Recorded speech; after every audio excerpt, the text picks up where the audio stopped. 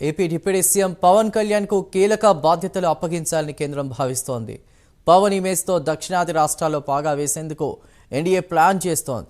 సౌత్లోని 5 రాష్ట్రాలకు గాను ఏపీలో మాత్రమే ఎన్డీఏ అధికారంలో ఉంది. మిగతా 4 రాష్ట్రాల్లోనూ పవన్ ఇమేజ్ను వాడుకోవాలని ప్లాన్ చేస్తోంది. మరో ఏడాదిన్నరలో తమిళనాడులో ఎన్నికలు జరగనున్నాయి. దానికి తోడు తమిళనాటను నిలదొక్కునేందుకు దశాబ్దాలుగా బీజేపీ ప్రయత్నిస్తున్నా తమిళ ఓటర్లు ఆదరించడం లేదు. ఇదే టైంలో పవన్ కళ్యాణ్ను తమిళనాడులో రంగంలోకి దింపాలని బీజేపీ అధిష్టానం నిర్ణయం తీసుకున్నట్లు తెలుస్తోంది.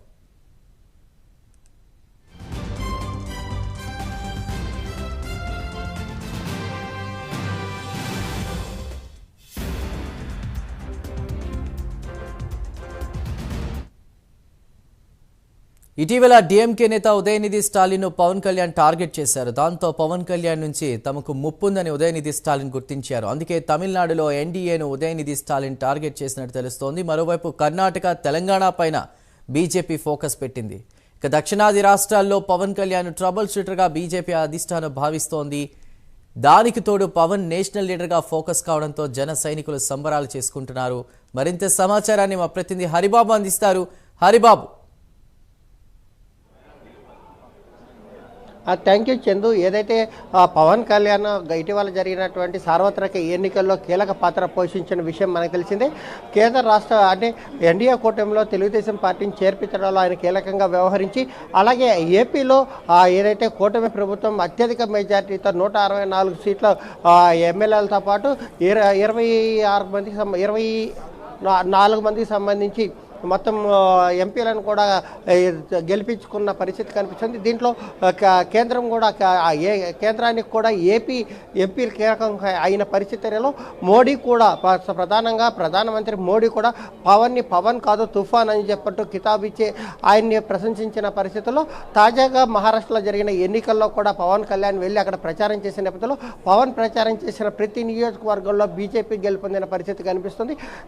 దీంతో పార్టీ వర్గాలలో కూడా పవన్ పట్ల ఒక అచంచలమైన విశ్వాసం పెరిగింది. దాంతోపాటు జాతీయ స్థాయిలో కూడా పవన్ కళ్యాణ్కి ఒక ప్రత్యేక గుర్తింపు వచ్చిందని చెప్పాలి. మనతో పాటు జనసేన నాయకులు ఉన్నారు, వాళ్ళ అభిప్రాయం తెలుసుకుందాం. ప్రధానంగా పవన్ కళ్యాణ్ ఏదైతే ఏపీలో 20 సీట్లు సాధించడంతో పాటు మహారాష్ట్రలో ప్రచారం చేస్తే అన్ని స్థానాలు గెలిపించారు. ఇప్పుడు దక్షిణాది రాష్ట్రాలలో ప్రచారం చేస్తే ఎలాంటి పరిస్థితి ఉంటుంది?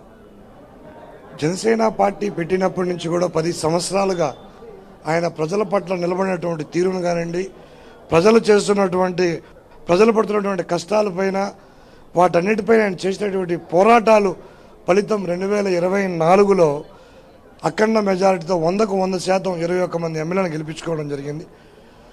మేము ఒక ఆంధ్రప్రదేశ్లోనే పవన్ కళ్యాణ్ గారిని ప్రజాదరణ ఉంది, ప్రజలు చూశారని మేము పొరపడ్డాం. కానీ ఈరోజు యావత్ భారతదేశం మొత్తం పవన్ కళ్యాణ్ గారి వైపు చూస్తుంది. దానికి నిదర్శనం మొన్న మహారాష్ట్రలో జరిగిన అసెంబ్లీ ఎన్నికల్లో పవన్ కళ్యాణ్ గారు ప్రచారం చేసిన 11 నియోజకవర్గాల్లో అఖండ మెజార్టీతో గెలిచినారు. అదేవిధంగా ఈరోజు భారతదేశంలో ఎక్కడ ఎలక్షన్ జరిగినా కూడా పవన్ కళ్యాణ్ గారు అడుగుపెట్టి ప్రచారం చేస్తే ఖచ్చితంగా అక్కడ విజయకేతనం ఎగరవేస్తామని చెప్పి కూడా ధీమాగా ఉన్నాం మేము. అంటే త్వరలో తమిళనాడులో ఎన్నికలు రాబోతున్నాయి. తమిళనాడు ఎన్నికల్లో పవన్ పాత్ర ఎలా ఉండబోతుంది? తమిళనాడే కదండి, యావత్ భారతదేశంలో ఎక్కడికైనా ఈరోజు పవన్ కళ్యాణ్ గారు ప్రచారం చేస్తే ఎక్కడ లేని గెలుపు ఉంటుందని చెప్పేసి ఆ కూటమి ఎన్డీఏ కూటమి బీజేపీ పార్టీ కానీ అలాగే పలు రాష్ట్రాల్లో ఉండే నాయకులందరూ కూడా చెప్పడం జరుగుతుంది. అలాగే తమిళనాడులో ఇంకా మనకు తెలుగువారు కూడా ఎక్కువ ఉన్నారు. అలాంటి దక్షిణాది రాష్ట్రాల్లో కూడా ఇప్పుడు కర్ణాటక కానీ తమిళనాడు కానీ ఎక్కడికైనా కూడా పవన్ కళ్యాణ్ గారు ప్రచారానికి వస్తే మాకు విజయం తథ్యం అని చెప్పేసి అక్కడుండే నాయకులు అధిష్టానం కూడా అదే నిర్ణయం తీసుకుంటుంది. మా నాయకుడు వార్డు నెంబర్ కూడా గెలవలేని మీరు, ఎమ్మెల్యే కూడా గెలవలేని మీరు అనుకున్న ఎన్నో మంది ప్రచారాలు చేసి మా నాయకుడిని చాలా చీప్గా మాట్లాడినారు. ఈరోజు మా నాయకుడు స్థాయి ఏందో ప్రపంచ దేశాల్లో ఉండే నాయకులే కాకుండా ఇప్పుడు మీరు ఇంట్లో దాముకునే రోజులు వచ్చేసినాయి. అది మా నాయకుడు సత్తా అని చెప్పేసి మేము మీ విధంగా అంటే ప్రధానంగా పవన్ కళ్యాణ్ సనాతన ధర్మం అంటూ దాన్ని ప్రధానంగా తీసుకున్నారు. ఈ అంశంలోనే ఉదయనిధి స్టాలిన్కి అలాగే పవన్ కళ్యాణ్ మధ్య కొంత విభేదాలు. అంటే తమిళనాడులో పవన్ ప్రచారం చేస్తే తమిళలో స్వాగతించి బీజేపీని కానీ కూటమి ప్రభుత్వాన్ని ఆదరించే అవకాశాలు ఉంటాయా? పవన్ కళ్యాణ్ గారు ప్రజానాయకుడు సార్. అంటే సినిమాల ప్రభావం వల్ల వచ్చిన నాయకుడు కాదు, ప్రజానాయకుడు. సో పవన్ కళ్యాణ్ గారికి రాష్ట్రం కాదు దేశం మొత్తం మీద నీరాజనాలు ఉంటాయి. ఎందుకంటే ప్రజానాయకుడిగా ఆయన ఇచ్చిన మననాలు పొందుతూ ప్రజల దగ్గర తీర్పు పొంది ఈ రోజు ఏదైతే వైసీపీ అరాచకాలను ఎండగట్టిన విధానంలో పవన్ కళ్యాణ్ గారికి ఎవరు సాటిరారు, జనసేన పార్టీకి ఎవరు తిరుగులేదు నిజంగా చెప్పాలంటే. అటువంటి పవన్ కళ్యాణ్ గారు ఏ రాష్ట్రం వెళ్ళినా ఆయనకు ప్రజలు నీరాజనాలు పలుకుతారు. అలాగే ఈ రోజు ఎలక్షన్ తీర్పు మీరు చూసారు, ఇక్కడ 100% స్ట్రైక్ రేట్ వచ్చింది, అక్కడ కూడా అలాగే జరిగింది. పవన్ కళ్యాణ్ గారు దక్షిణాదిలో ఎంటర్ అయినా కూడా తీర్పు వన్ సైడ్ గానే ఉంటది. ఆయన ప్రజానాయకుడు, ఇచ్చిన హామీలను ఇంప్లిమెంట్ చేయడంలో ఆయన తర్వాత ఎవరైనా. నిజంగా ఒక డిప్యూటీ సీఎం గా జనసేన పార్టీని ఈరోజు రాష్ట్రాన్ని ప్రతి ఒక్కరిని సంతోషంగా పెట్టడం కోసం పవన్ కళ్యాణ్ గారు పడుతున్న కృషి ఈ రోజు దేశం మొత్తం తెలిసింది. అలాగే మొన్న ఎలక్షన్ లో మనం చూసాం, కీలక పాత్ర పోషించిన పవన్ కళ్యాణ్ గారు దక్షిణాదిలో కూడా కీలక పాత్ర పోషించబోతున్నారు. ప్రధానంగా మనకు మన ఏపీకి సంబంధించి కర్ణాటక, తమిళనాడు పక్కనే ఉంటాయి. ఈ ప్రాంతాలలో పవన్ ప్రభావం ఎలా ఉంటుంది? పవన్ కళ్యాణ్ గారికి ఒక సినీ చరిత్రలోనే పవర్ స్టార్ ఆయనకి బిరుదు ఇవ్వడం జరిగింది. ఆయన పేరులోనే పవర్ ఉంది. ఈ పవర్ని ఇప్పుడు మన ఆంధ్రాలో మనకి చూపించడం జరిగింది. అదే పవర్ని ఇప్పుడు మహారాష్ట్రలో, ముంబైలో 11 చోట్ల ఎక్కడైతే ఆయన ప్రచారం చేసిన అక్కడ భారీ విజయాన్ని సాధించడం జరిగింది. అలాగే రానున్న కాలంలో దక్షిణాది రాష్ట్రాల్లో, మన సౌత్ ఇండియాలో పవన్ యొక్క పవర్ ఏంటో రాబోయే రోజుల్లో చూపిస్తారు. ఆయనకి మోడీ గారి నేతృత్వంలో చాలా మంచి కీలక భూమిక సౌత్ ఇండియాలో పోషిస్తారని ఈ సందర్భంగా మీకు తెలియజేసుకుంటున్నాము. మరోవైపు ఏదైతే పవన్ కళ్యాణ్ దక్షిణాది రాష్ట్రాలలో ప్రధానంగా తమిళులు ఎక్కువగా ఆ భాషాభిమానాన్ని ఎక్కువగా అభిమానిస్తారు, ఆ ప్రాంత వాసుల్ని అభిమానిస్తారు.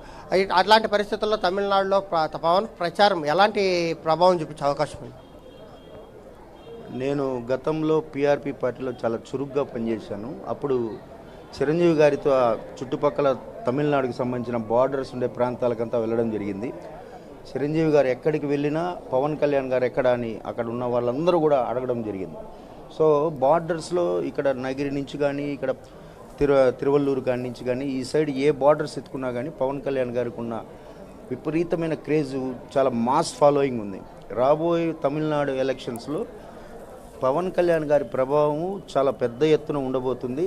అలాగే సనాతన ధర్మం గురించి మాట్లాడుతూ ఉన్నారు కాబట్టి అన్నామలై కూడా బీజేపీకి సంబంధించి చాలా ప్రజల్లో కూడా మంచి పట్టుంది. కాబట్టి వీళ్ళిద్దరూ కలిసి అక్కడ ప్రచారం చేస్తే తమిళనాడులో పవన్ కళ్యాణ్ గారి జోష్ని ఎవరు అడ్డుకునే పరిస్థితి అయితే లేదు.